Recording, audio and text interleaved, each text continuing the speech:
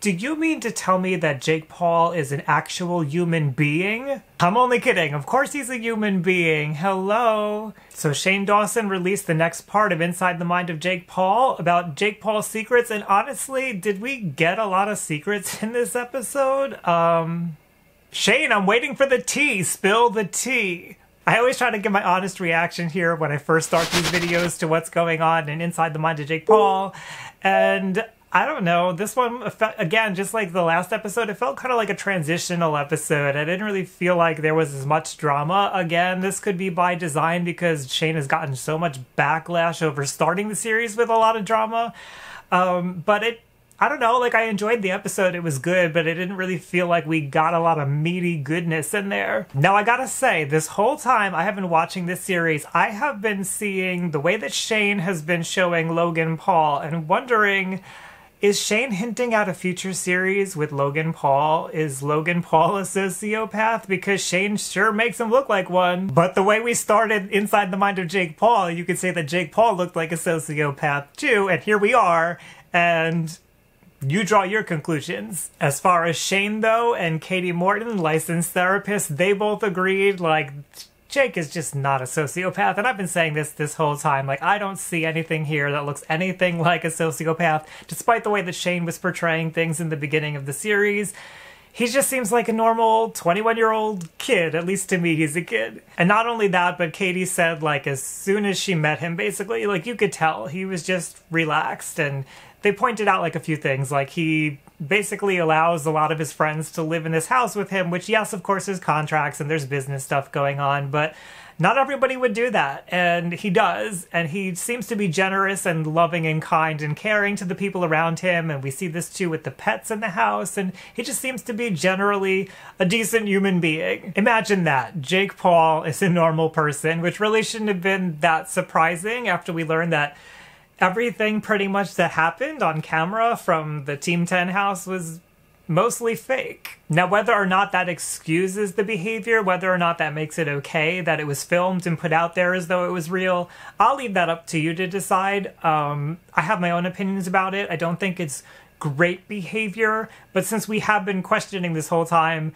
Jake Paul's mental health and like if he's doing this because he's like some malicious, nasty person, at least we have the answer to that. It doesn't seem like he is. Or at the very least, if he is like money hungry and fame hungry, which I still don't really get that impression about him, but if he is, then the reasons might be quite different from what we originally thought they might be. I was really glad that in this episode we had that little sit down with Shane and Erika Costell, because Erika knows Jake very intimately, being his girlfriend, and it was good to hear what she had to say. You know, when somebody knows somebody intimately, sometimes they see things about yourself that you don't know about yourself. So I liked getting that additional perspective here, because as I keep mentioning as we go through this series, it's not enough sometimes to just hear from one person. I know that in therapy, usually it's one person with a therapist and you only get that one perspective, but I feel like if therapists were able to like talk to everybody in that person's life, there would be a much better, well-rounded picture of what's going on, and they'd have more information to be able to help that person a little bit better. Obviously, that's not possible in most situations, but I think it's kind of cool to get that perspective here on Inside the Mind of Jake Paul, and I appreciate that Jake Paul has been willing to go along with this and allow us to see the perspectives of so many different people. I actually see that as a sign of maturity. So Erika brought to light something that I thought was really interesting. She had mentioned how she feels that Jake really kind of needs to branch out on his own and get away from Team 10, get away from his family. I know his father's living in the house with him from what we learned in this episode, and just be his own person, you know, and you know, 21 years old, that's kind of like the time to start transitioning into adulthood and doing those things, so that makes sense. But it was really interesting to me how she mentioned that she feels like Jake kind of like always takes care of people and he always wants people around, maybe so that he's a little bit less lonely in the house.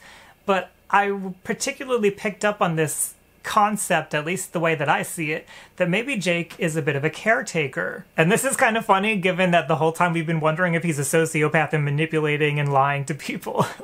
But it kind of would make sense too that he might be a caretaker, because as we've learned, his family is a divorced family, and sometimes when somebody goes through divorce, especially if there's some kind of an enmeshment in the family. I talked about enmeshment a little bit previously in the series. Enmeshment is basically when the boundaries are not so clear in a family, the roles are not so clear. You find that maybe parents are acting like children, children are acting like parents, like people in the family are not relating to each other in the most healthy of ways, which makes sense during a divorce because it's a very stressful time. Like, I'm not saying any of this is unnatural or unusual, but if there was enmeshment during a divorce, if maybe the parents weren't able to support the children because the parents were going through a hard time themselves, totally understandable, then it would make sense that maybe Jake as a child was trying to support his family, trying to support his brother, trying to support his parents. And of course, we'd have to hear from Jake to know if this is true or not. This is just me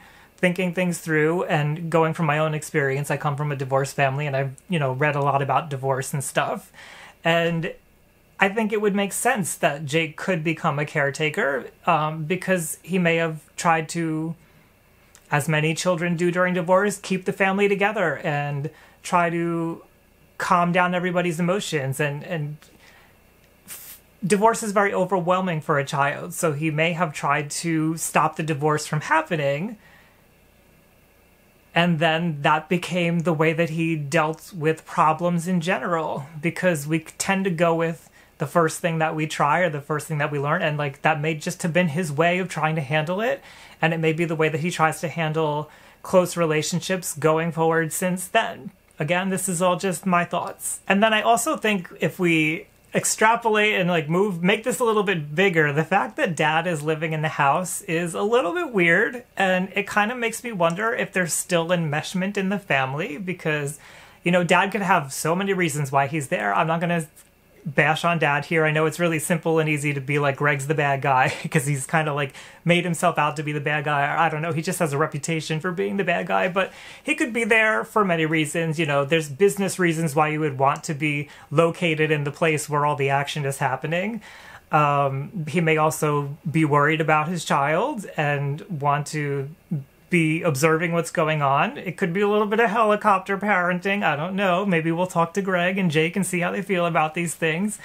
But it does make me wonder if there's some continued enmeshment. And I mentioned even the Team 10 house could feel enmeshed because you're mixing business and friends and family. Yeah, and Shane knows this already. Shane said it's just not a good idea for the dad to be mixed in with the business because family and business just don't work. And I think most of us can kind of intuitively understand why if we haven't had experience ourselves in that area. And Erika was definitely the dad shouldn't be living here. And again, it's nothing against Greg. It's just the dynamics. The dynamics become very complicated and hard to manage, and things get confusing really fast and emotions can get high. And it's hard. It's not an ideal situation. And I think very few people can actually make it work. And I'm not saying it can't be done, but I don't know. We don't really know how Jake feels about it. We'd have to talk to him, but I could see it definitely becoming a stressful situation and not working out so well. So there was something else kind of interesting going on here in this episode. And I noticed it a little bit in the last episode, but now I'm okay. My brain's always going, and I'm always trying to put things together and put pieces together. Whether they actually fit or not, I always like to try to make the connections. And the connection that I maybe saw here is that Shane seems to be becoming a little bit of a mentor to Jake. They related on a few key things. We haven't really gotten too far into depth about exactly what those things are, but we've heard a little bit. It's very vulnerable stuff, and I think that's why we haven't heard so much about it, but maybe we will. But I think that Shane is feeling a little bit of a kinship with Jake, and I've noticed he's almost being a little protective, and I'm kind of questioning if maybe this is why he reached out to Jake in the first place and wanted to do this series. He may have seen the way that Jake was behaving, for example, at the YouTube Creator Summit, and noticed things about himself in Jake and reached out because he felt like Jake was misunderstood or something. And, I don't think this is that unusual of an experience. I've lived long enough to notice that I do this with other people, and I've lived long enough to watch other people do it to other people. We tend to take interest in people who have similar problems or we maybe even project the way that we feel about things onto them, and we feel like we're going to go in and help them or something. That's that caretaking behavior that, while it's good and it's human and it's great, sometimes we take it a little too far. And I'm just wondering if Shane, I tend to trust Shane and I think he's doing well, but I do question, like, what's going on here? What are Shane's actual motives here? Why did he do this? So I'm wondering if maybe it's just because Shane has something inside of himself that he wants to express, or he wants to be a mentor to Jake and help him get through this and help him express it. It's just interesting to me. I don't know. What do you think? All right, something else that I appreciated here, which, you know, there's been so much backlash about this series, and you should know my take by now. Like, I think it's bullshit that there's so much backlash. I think it's a cool series. I think Jake knew the whole time what was going on, so I don't see really a problem with what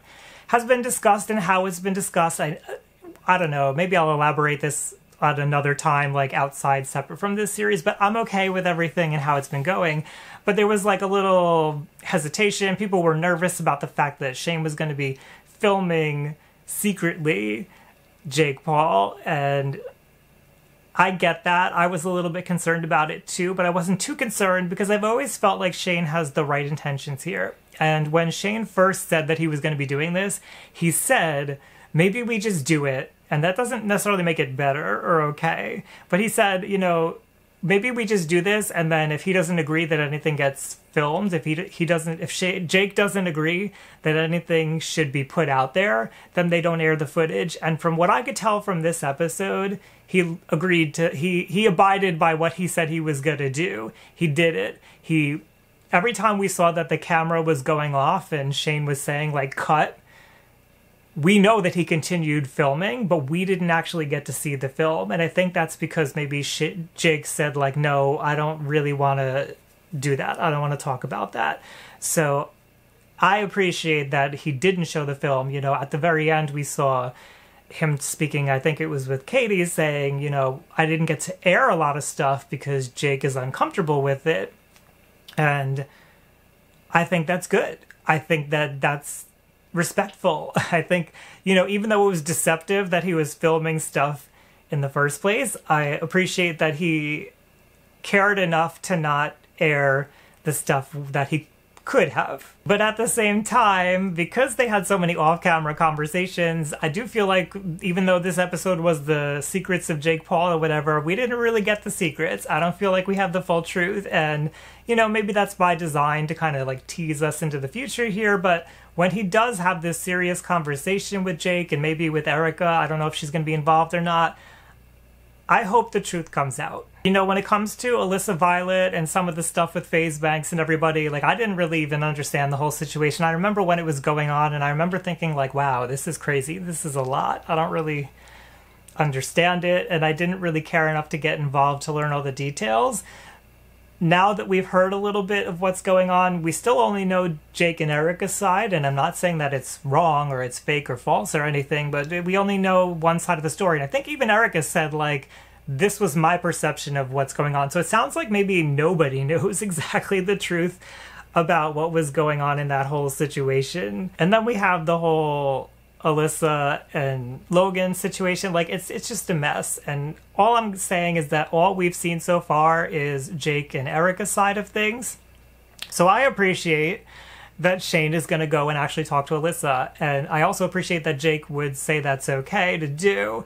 It's got to be uncomfortable for everybody, including Logan. I don't know. Hey, Logan. But I'm curious. I want to see.